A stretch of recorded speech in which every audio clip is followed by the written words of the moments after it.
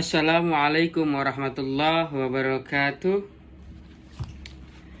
Baik anak-anak, bagaimana kabarnya? Alhamdulillah.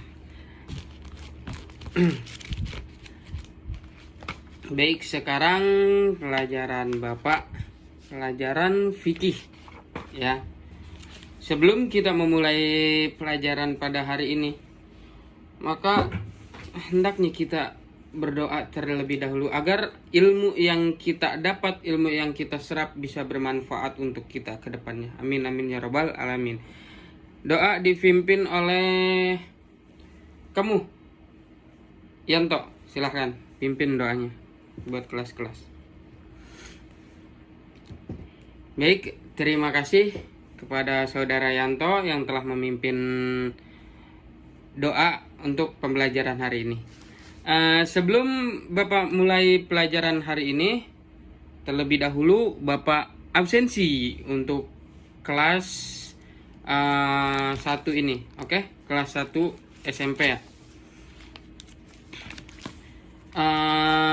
Di sini ada Dina, hadirah.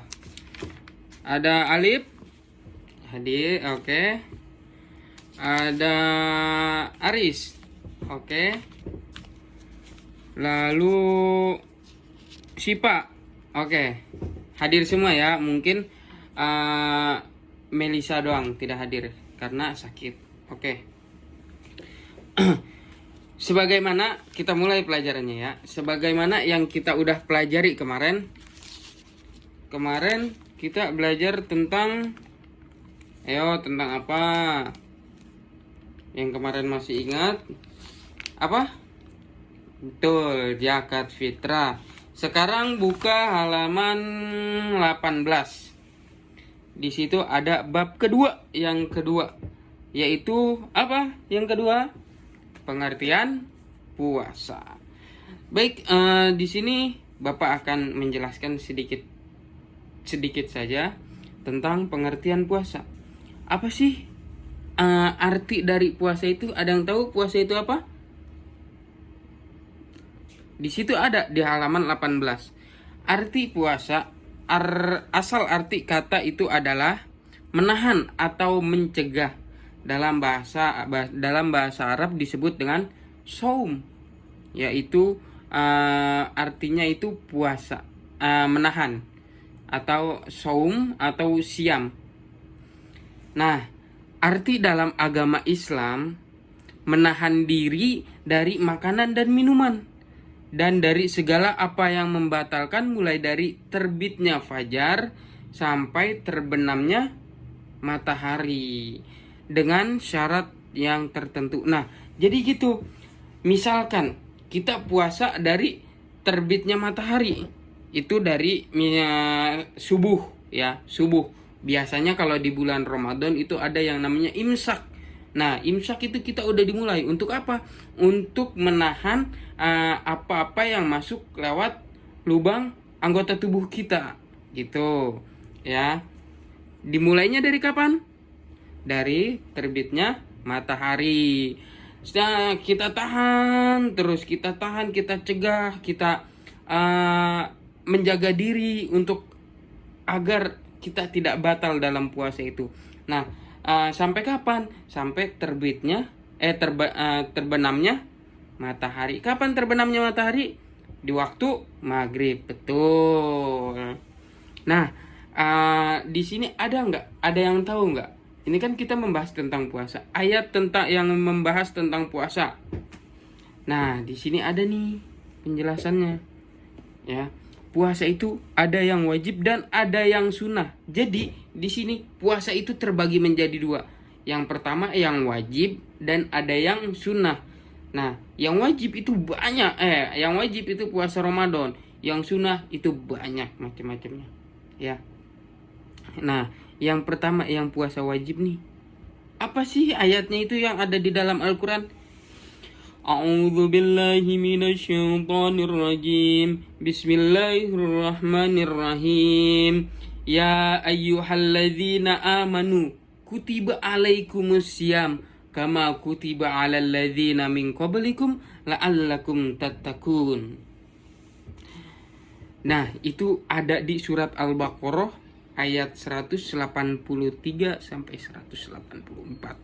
Yang artinya, hai orang-orang yang beriman, diwajibkan atas kamu untuk berpuasa sebagaimana diwajibkannya orang-orang sebelum kamu. Agar apa? Agar kamu bertakwa kepada Allah. Quran surat Al-Baqarah. Nah, puasa Ramadan ini wajib dikerjakan apabila sudah masuk bulan Ramadan dan sudah memenuhi syarat-syaratnya untuk menjalankan puasa Ramadan. Nah, di sini cara mengetahui bulan Ramadan itu adalah ada di halaman 19. Ada 3, yaitu dengan melihat bulan, ru'yatul hilal gitu. Ya, itu caranya. Mungkin ulama-ulama yang lain nanti ada yang menyepakati seperti MUI, nanti dia bakalan menginformasikan untuk bulan puasa tersebut. Di sini ru'yatul hilal. Dan yang kedua, apabila belum tidak terlihat, maka bulan Sya'ban disempurnakan 30 hari. Nah, sebelum bulan Ramadan itu bulan Sya'ban. Nah, kalau belum terlihat nih bulan Ramadan ru'yatul hilalnya, nah itu lalu disempurnakannya dahulu bulan Sya'ban itu selama 30 hari. Nah, yang ketiga itu dengan menggunakan ilmu hisab. Nah, ini nih ulama-ulama itu ada yang menggunakan ru'yatul hilal dan ada yang secara hisab. Nah, itu bukan jadi permasalahan. Nah, tergantung balik kepada diri kita masing-masing.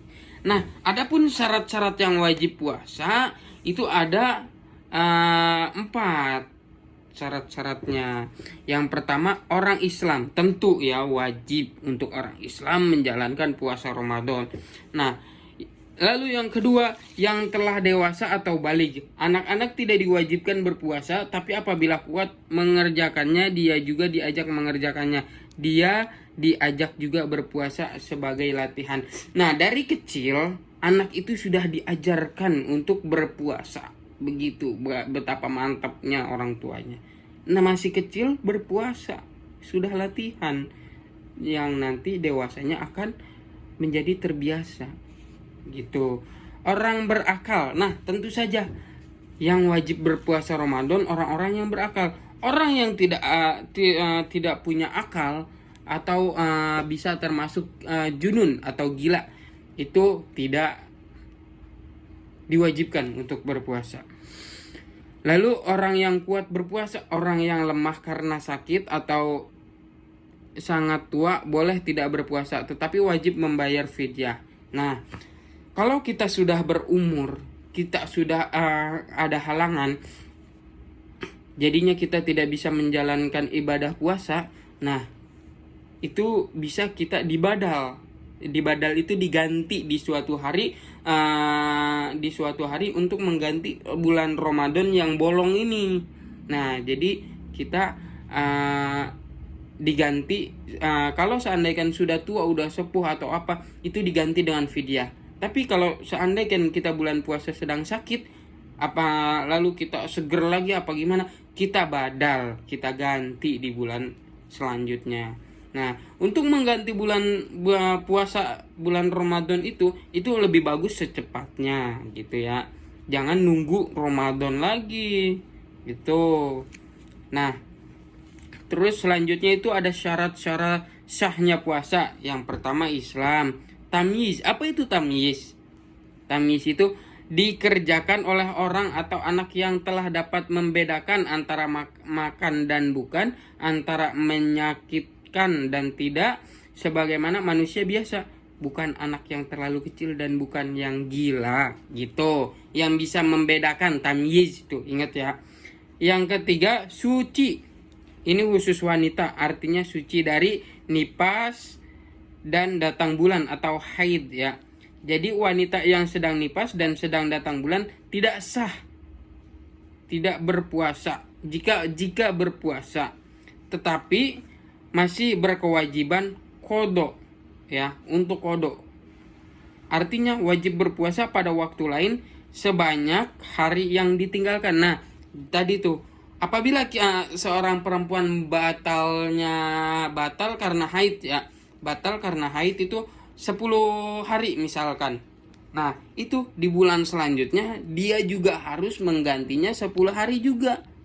Gitu. Nah, selanjutnya rukun puasa. Rukun puasa itu yang pertama tentu jelas ya, niat. Yang pertama, niat itu lebih bagusnya itu di malam hari ya. Niat lebih bagusnya di malam hari. Nah, terus yang kedua itu menahan diri dari makanan dan minuman dan segala yang masuk dari lubang hidung, lubang mulut, lubang kemaluan, lubang bawah juga semuanya ya. Dan di sini juga ada yang membatalkan puasa di halaman 20. Coba kalian buka halaman 20. Itu ada masuknya suatu benda seperti air, nasi, asap rokok dan sebagainya ke dalam rongga badan dengan disengaja, dan apabila karena kelupaan maka tidak batal puasanya. Nah, jadi apabila kalian nih sedang menjalankan puasa Ramadan, nah siang-siang lupa makan nasi padang, udah habis 2 piring. Nah, setelah bayar dia baru inget lupa. Nah, itu nggak apa-apa. Itu nggak apa-apa dan itu akan menjadi bonus. Nah, selanjutnya itu muntah dengan sengaja. Contoh kayak kita nyolok-nyolok rongga tenggorokan gitu, itu dengan sengaja. Nah, itu batal puasanya. Muntah dengan sengaja. Dan yang ketiga itu bersetubuh ya, itu udah pasti batal. Keluar mani atau istisna, jika keluar mani karena mimpi tidak batal puasanya. Nah, jadi ketika kita lagi puasa wajib nih, terus kita mimpi basah, nah itu tidak batal karena itu tidak disengaja. Oke? Nah, selanjutnya karena melahirkan atau nipas. Nah, ini dia. Ini membatalkan puasa. Melahirkan dan nipas. Nah, selanjutnya yang membatalkan puasa juga tadi yang sedang haid. Ketika puasa dia datang bulan haid, itu batal puasanya. Nah, terus karena selanjutnya karena berubah akal atau gila nih, seandainya nih paginya dia sehat-sehat aja. Nah, jam 9, jam 10 itu dia hilang akalnya. Hilang akalnya, gila. Itu batal puasanya dan tidak wajib menjalankan puasa. Terus karena murtad. Nah, jadi yang membatalkan puasa itu murtad. Balik lagi ke yang pertama, berarti dia bukan Islam. Nah, itu yang membatalkan puasa.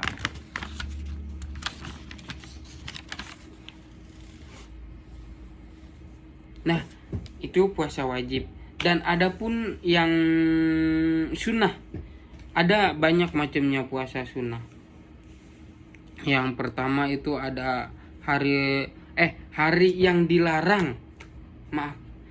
Hari yang dilarang untuk berpuasa.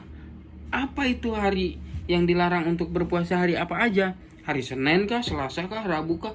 Tidak. Yaitu hari raya 1 Syawal. Nah, setelah kita berpuasa 30 hari di bulan Ramadan, itu kita selanjutnya merayakan hari raya. Hari raya Idul Fitri. Kapan itu adanya? 1 Syawal setelah bulan Ramadan.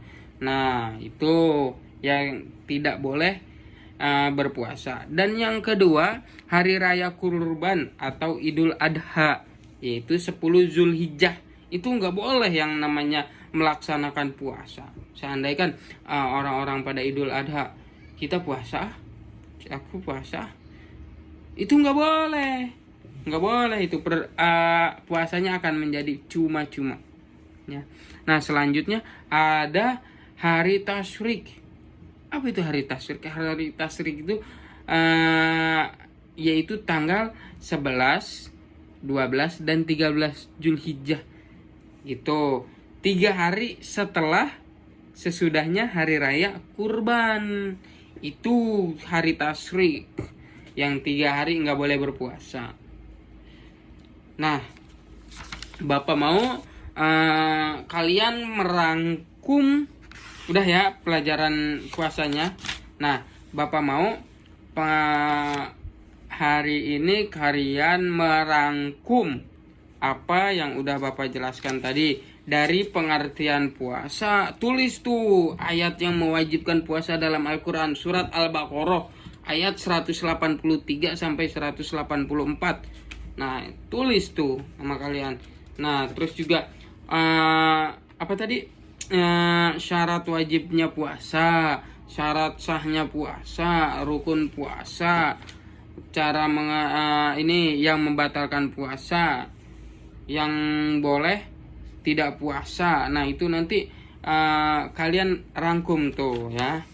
Nah, mungkin rangkum Bapak kasih waktu 10 menit dari sekarang. Yang tidak mengerjakan, yang tidak merangkum, tidak Bapak kasih pulang duluan.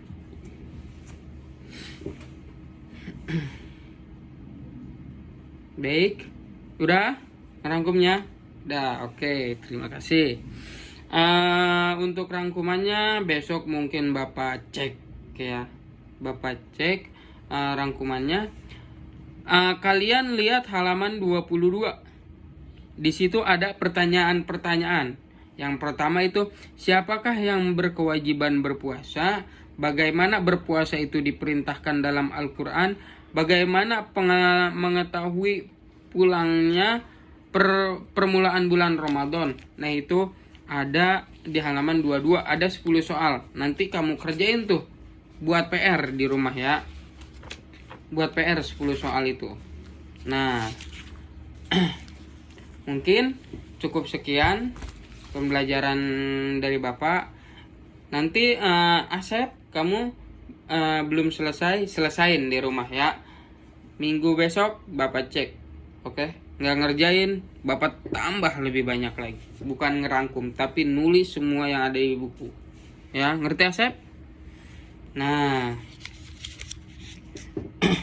jadi sedikit motivasi buat anak-anak semua.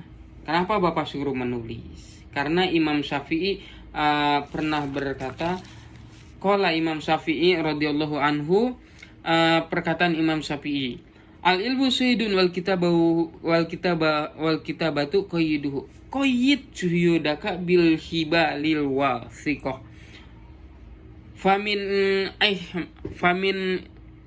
Famin ilhamakoti antasida gozalatan watatrukaha baina khalaiki toliqatan. Yang artinya ilmu itu bagaikan ilmu hewan buruan. Nah, ilmu itu hewan buruan dan tulisan itu ikatannya. Nah, jika kita sudah mendapatkan hewan buruan ini, maka kita ikat ya buruan itu dengan tali yang kuat. Jadi apabila kita sudah mendapatkan ilmu, kita tulis. Nah, itu ikatannya gitu. Lalu famin ilhamakoti antasida gozalatan. Maka termasuk orang yang bodoh, watatrukaha baina al-khalaiki toliqatan, apabila ia memburu rusa dan membiarkan lepas begitu saja. Nah, jadi orang bodoh udah memburu, udah dapet, tapi dibiarin begitu aja. Gitu. Ya. Jadi apa yang disampaikan oleh guru-guru kalian tulis, lalu itu sebagai ikatan. Jadi sewaktu-waktu kita nanti buka-buka buku itu ada. Ya, baik, bisa dipahami? Bisa. Mungkin ini aja karena udah bel ya dari tadi ya yang bisa Bapak sampaikan. Kurang lebihnya mohon maaf. Ila liqa, ma'assalamah, summa salam, wassalamualaikum warahmatullahi wabarakatuh.